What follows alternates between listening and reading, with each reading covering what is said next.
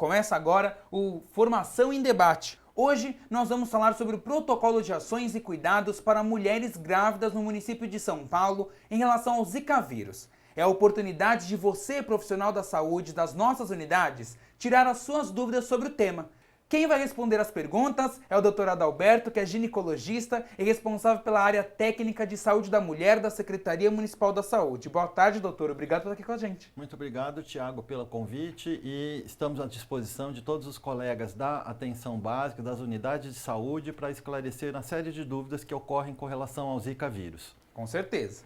Mas antes, nós vamos assistir a um vídeo que eu gravei aqui no estúdio sobre esse novo protocolo. Assim, pode ser que alguma dúvida que você tenha já seja sanada. Vamos assistir então ao vídeo e depois retornamos respondendo às suas perguntas.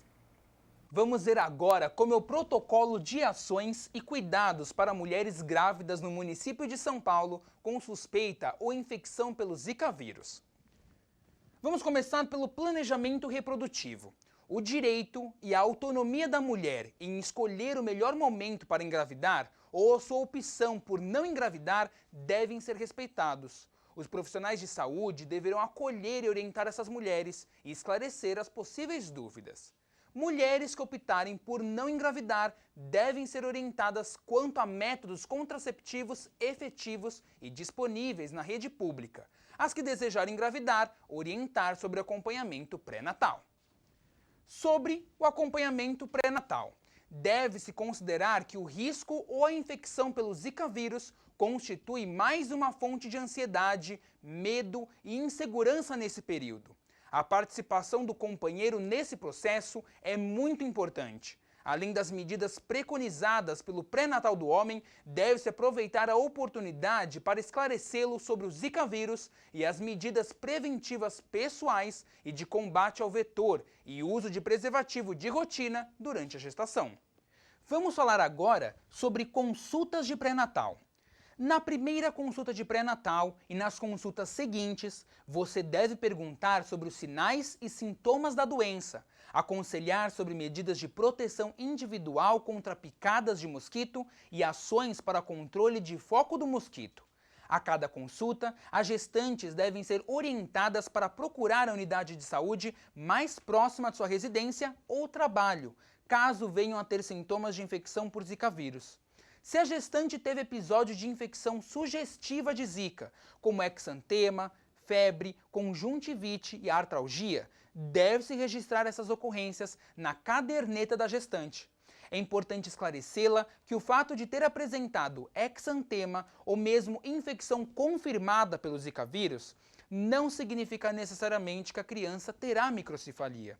É importante também destacar que na gestante com suspeita de Zika vírus não é necessário solicitar de forma breve a realização do ultrassom, pois a expressão de alguma alteração não é imediata. A orientação é que realize inicialmente ultrassom obstétrico nível 1 e apenas será solicitado ultrassom morfológico caso este exame detecte alterações do perímetro cefálico ou alguma outra alteração morfológica. A rotina de pré-natal de baixo risco aqui no município de São Paulo é de realizar um ultrassom no primeiro e um ultrassom no terceiro trimestre. Nos casos de Zika vírus positivo e ou microcefalia, essa gestante deve ser encaminhada ao pré-natal de alto risco, onde, devido às particularidades do caso, será solicitado ultrassom morfológico com a frequência que o caso necessitar. Para o diagnóstico ultrassonográfico de microcefalia, seguir as normativas da Fundação de Medicina Fetal Latino-Americana, tendo como parâmetro a medida da circunferência cefálica, ou o gráfico de crescimento intergrowth menor que 2 desvios padrão do limite inferior da curva, de normalidade para a idade gestacional. O caso suspeito pode ser descartado ou confirmado, conforme esses protocolos. Caso suspeito de gestante com exantema em qualquer idade gestacional com doença exantemática aguda, excluídas as hipóteses não infecciosas. Caso confirmado de gestante com infecção pelo Zika vírus. Caso suspeito com diagnóstico laboratorial conclusivo para Zika vírus.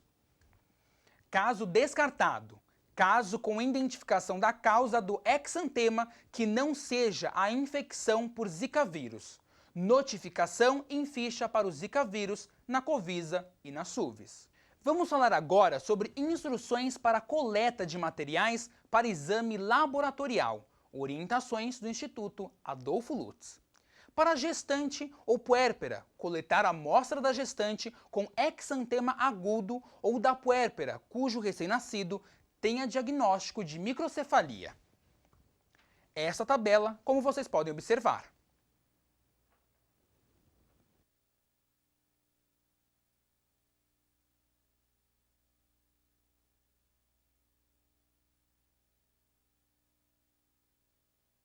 Lembrando que deverão ser coletados 3 fragmentos de 1 por 1, 1 centímetro cúbico cada, para ser encaminhado ao Instituto Adolfo Lutz. Vamos ver agora o fluxo de atendimento de gestantes com suspeita ou confirmação de infecção pelo Zika vírus nas UBSs. Suspeita de infecção por Zika vírus? Consulta médica ou compartilhada com a enfermagem. Notificação em ficha para o Zika vírus, Covisa, SUVES. Coleta de sangue identificada Zika vírus. Resultado positivo ou microcefalia? Se não, o pré-natal de baixo risco na UBS, atendimento da gestante conforme rotina sobre prevenção e infecção Zika vírus.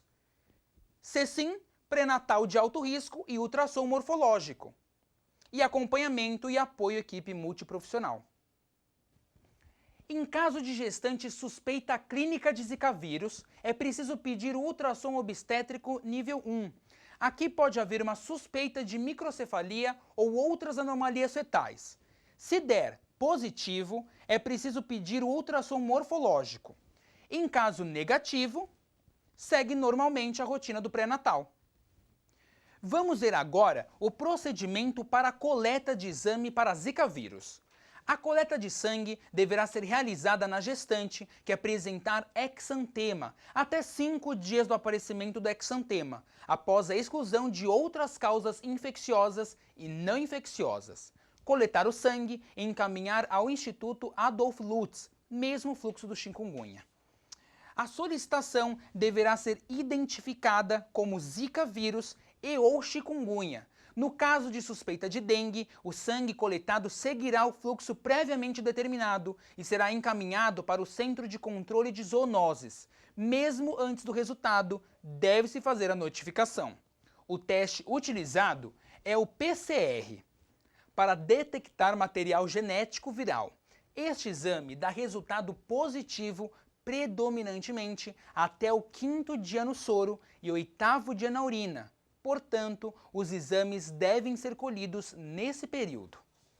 Vamos conhecer agora o fluxo de coleta para casos suspeitos de infecção pelo Zika vírus. O paciente com suspeita de infecção pelo Zika vírus e ou chikungunya.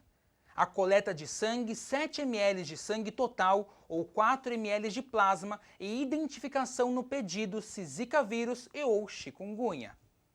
Enviado para o Instituto Adolfo Lutz. Transporte e acondicionamento dentro dos critérios preconizados pela coleta de PCR. Especial atenção deve ser dispensada à ocorrência de depressão pós-parto e às dificuldades de manutenção do vínculo entre a mãe e o recém-nascido. Uma criança com problemas de saúde pode causar frustrações, anseios e medos. Pode haver tendência de negação e mesmo afastamento por parte da mãe e da família, que podem causar danos à saúde do bebê. Assim, a equipe multiprofissional deve continuar seu trabalho de apoio e orientação a essa família, realizar avaliação clínica e investigação laboratorial nos casos com diagnóstico de microcefalia congênita.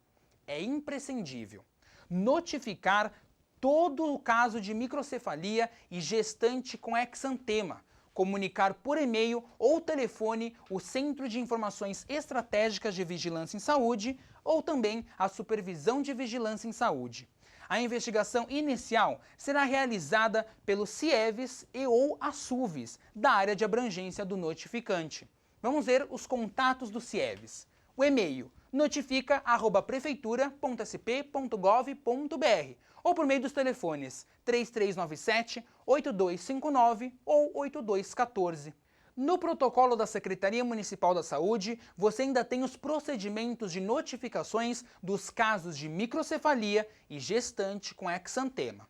Por exemplo, a tabela de medidas de circunferência cefálica para meninos e meninas, conforme a idade gestacional. As recomendações para armazenamento e transporte de amostras e também o protocolo de encaminhamento de amostras para exames anatomopatológicos. No fluxo do CIEVES, no questionários para recém-nascidos com microcefalia e gestantes com exantema e a ficha e investigação da gestante. Lembrando que esse material está disponível no site da Secretaria Municipal da Saúde e você pode acessá-lo a qualquer momento. Vou mostrar como é fácil. Aqui no site da Secretaria Municipal da Saúde, abaixo do link Mais Notícias, você encontra então o protocolo de ações e cuidados para mulheres e crianças. Ao clicar no protocolo, o documento será aberto em PDF. Obrigado pela sua atenção e até breve! Depois de assistirmos juntos ao vídeo, vamos ver qual é a primeira pergunta. O final do telefone é o 5138, veio lá da UBS Jardim Maringá. Doutor, é mito sobre as vacinas serem a causa da microcefalia nos bebês? Tem mais de uma pergunta, vamos responder por parte então. Essa primeira, é a verdade das vacinas? Tiago, esse conceito que a vacina pode causar alguma malformação não é verdade, não existe nenhuma comprovação científica que a vacina possa causar algum dano no bebê e o seu desenvolvimento e particularmente a microcefalia. Vamos ver a próxima pergunta então dessa mesma pessoa. Tem algum estudo sobre a correlação de Zika vírus e a microcefalia? Existe alguns estudos fazendo essa correlação de bebês que evoluíram com óbito e análise do tecido fetal de crianças com microcefalia, no qual foi encontrado a presença do Zika vírus. Então, existem evidências, tá? Não são evidências absolutas, mas existe uma correlação grande do Zika vírus e o seu acometimento no sistema nervoso central. E a última parte da pergunta, onde eu posso encontrar esses estudos? Esses estudos, no próprio protocolo que foi publicado no site, no final desse protocolo do Zika vírus da mulher e da criança, bem no final existem várias referências bibliográficas no qual o profissional pode se aprofundar e ler de forma mais extensiva. Vamos para a próxima pergunta. É a Nayana da UBS Jardim Maringá também. O pessoal da Jardim Maringá está de parabéns, todo mundo participando. Da mesma forma que existe dengue hemorrágica, existe uma forma severa de Zika, doutor? Existem várias formas clínicas de apresentação do Zika vírus. Como eu havia dito, observa-se um tropismo, uma afinidade maior pelo sistema nervoso central. Então, além da microcefalia, pode ter alteração dos ventrículos cerebrais desse bebê, inclusive pode ocorrer um óbito fetal intrauterino. Então, assim, em termos de gestações, são várias malformações que podem ocorrer e hoje está claro que essas malformações não ocorrem apenas quando ocorre o contato e infecção, ou seja, tanto no segundo como no terceiro trimestre também pode ter esse acometimento do bebê. Vamos ver se tem próxima pergunta. Tem, o telefone final é 6521. Doutor, o risco de uma gestante ter um bebê com microcefalia é grande no município de São Paulo? Não, a gente observa que a maioria dos casos de microcefalia, ao redor de 94%, ocorreram na região Nordeste. A nível dos estudos feitos fora do país, na Polinésia Francesa, a incidência de microcefalia foi ao redor de 1% das gestantes que tiveram Zika vírus positivo. No Nordeste, as gestantes que tiveram exantema, a incidência de microcefalia foi 0,6%. Mas notamos, portanto, que no município de São Paulo não ocorreu um aumento significativo ou expressivo dos casos de microcefalia. Então o pessoal também pode ficar mais tranquilo, né, doutor? Não tem esse desespero tanto. Isso. Então é importante, na verdade, essas medidas são como organização do serviço de saúde, mas que no momento ainda não temos uma incidência significativa no qual possamos, ou as gestantes ou os profissionais de saúde, possam ter um grau de preocupação excessiva. Vamos ver a nossa próxima pergunta. Final do telefone 8129. Quando devo encaminhar as gestantes para o pré-natal de alto risco, doutor? Então, assim, as gestantes, a porta de entrada das gestantes no sistema de saúde é pela UBS, Unidade Básica de Saúde, que irá realizar os exames de pré-natal de forma usual, inclusive em termos de ultrassom. A rotina é solicitar ultrassom no primeiro trimestre e no terceiro trimestre.